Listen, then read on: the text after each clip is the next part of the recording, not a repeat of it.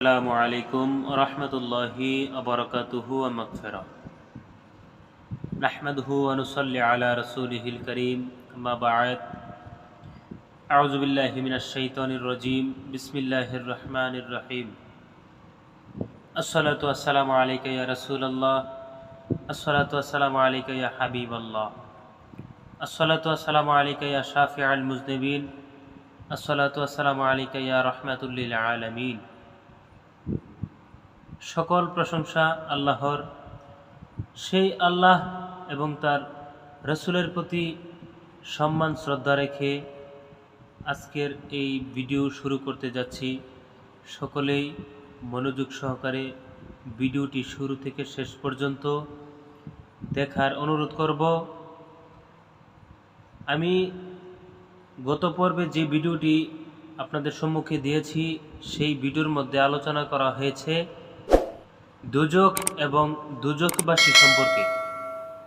আজ এই ভিডিওর মধ্যে আলোচনা করা হবে বেহেশতের দিদার এবং দুজকের দৃশ্য। আল্লাহ পাক রব্বুল আলামিন মানুষকে সৃষ্টি করেছেন ইবাদত বন্দেগী করার জন্য। আসলে আমরা পারিবারিক সাংসারিক কাজের চাপে আমরা আল্লাহর ইবাদত করতে পারি।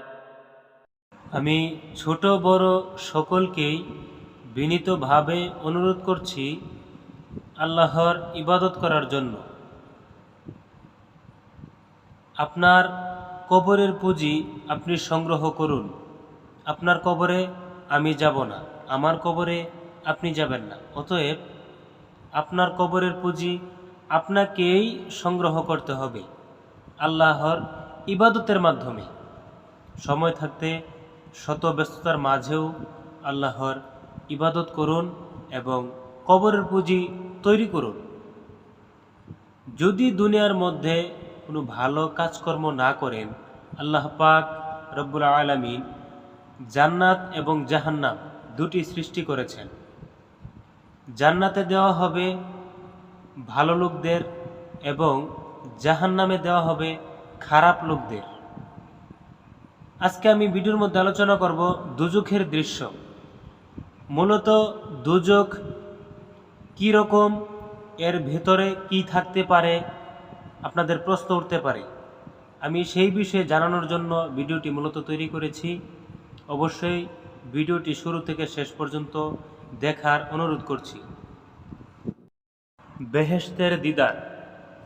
রাসূল আকরাম সাল্লাল্লাহু আলাইহি ওয়াসাল্লাম ইরশাদ করেন, এই সময় হঠাৎ বেহেশতের পর্দা উঠিয়ে দেওয়া হবে এবং তা হাসরের ময়দানের কাছে এসে যাবে।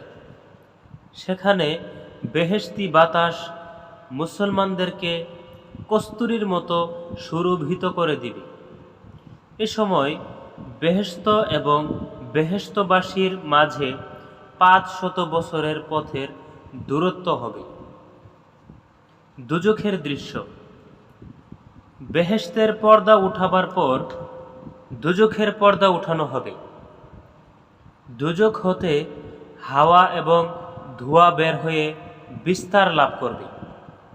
পাপীরা এ হাওয়া এবং ধোঁয়ার দুর্গন্ধ পাবে, অথচ তাদের এবং দুজকের মাঝে 500 বছরের পথের দূরত্ব হবে।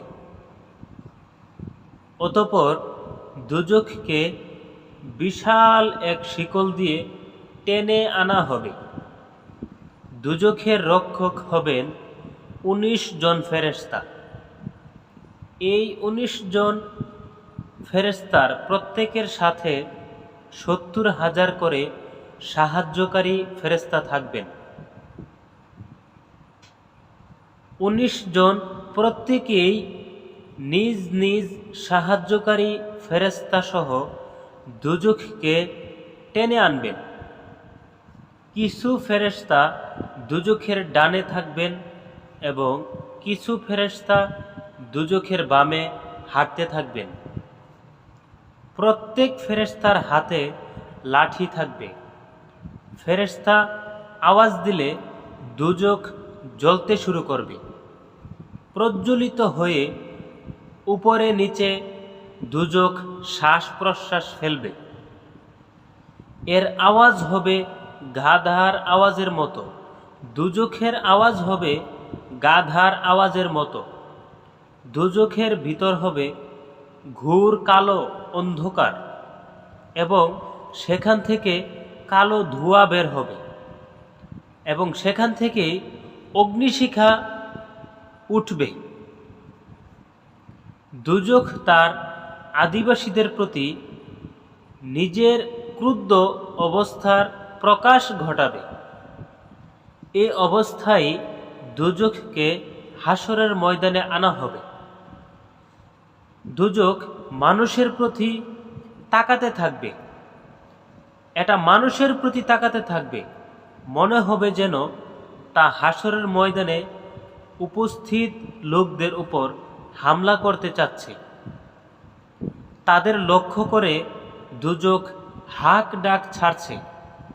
রক্ষক ফেরেশতাগণ এমনিতেই দুজখকে ছেড়ে দেওয়া হলে নির্বিশেষে ভালো এবং খারাপ, মুমিন এবং কাফের নির্বিশেষে সবাইকেই গিলে খেয়ে ফেলবে দুজখ। দুজখ যখন দেখবে তাকে হামলা হতে বাধা দেওয়া হচ্ছে, তখন দুজখ ক্রোধে ফুঁসে উঠবে, মনে হবে যেন ক্রোধে ফেটে যাচ্ছে, খুব রাগান্বিত হয়ে যাবে দুজখ। অতঃপর দুজখ সুর চিৎকার করবে, দুজখ দাঁতের উপর দাঁত পিষবে। দুজখের দাঁতের উপর দাঁত পিষার আওয়াজ শুনে হাসরের ময়দানে মানুষ ভয়ে কাঁপতে থাকবে। মানুষের অন্তর তখন নিয়ন্ত্রণহীন হয়ে পড়বে। মানুষের বিবেক লোপ পেয়ে যাবে, চোখের সামনে অন্ধকার ঘনিয়ে আসবে, প্রাণ গলা পর্যন্ত এসে পড়বে। আশা করি সকলেই বুঝতে পেরেছেন দুজখের দৃশ্য কীরকম। সকলেই সুস্থ থাকবেন, ভালো থাকবেন, আল্লাহর ইবাদত করবেন। দেখেন, আল্লাহ পাক রব্বুল আলামিন মানুষকে খুব মায়া করে সৃষ্টি করেছেন, দুজখে দেওয়ার জন্য নয়, বরং বেহেশতে দেওয়ার জন্য। এখন যদি আমাদের নিজস্ব ব্যক্তিগতভাবে কোনো কাজের জন্য আমরা যদি দুজখে যাই, দোষ কিন্তু আল্লাহ পাক রব্বুল আলামিনের নয়, দোষ কিন্তু আমাদের নিজেদের। তো সময় থাকতে সকলে কবরের পুঁজি সংগ্রহ করবেন, 5 ওয়াক্ত নামাজ আদায় করবেন, আল্লাহর ইবাদত করবেন এবং পাশাপাশি রসুল পাক সাল্লাল্লাহু আলাইহি ওয়াসাল্লামের দুরুদ সালাম বেশি বেশি পাঠ করবেন, তাতে অনেক ফজিলত হয়। আল্লাহ কবুল করুক। তো ভিডিও আজ এই পর্যন্তই। সকলে সুস্থ থাকবেন, ভালো থাকবেন। আসসালামু আলাইকুম ওয়া রাহমাতুল্লাহি ওয়া বারাকাতুহু।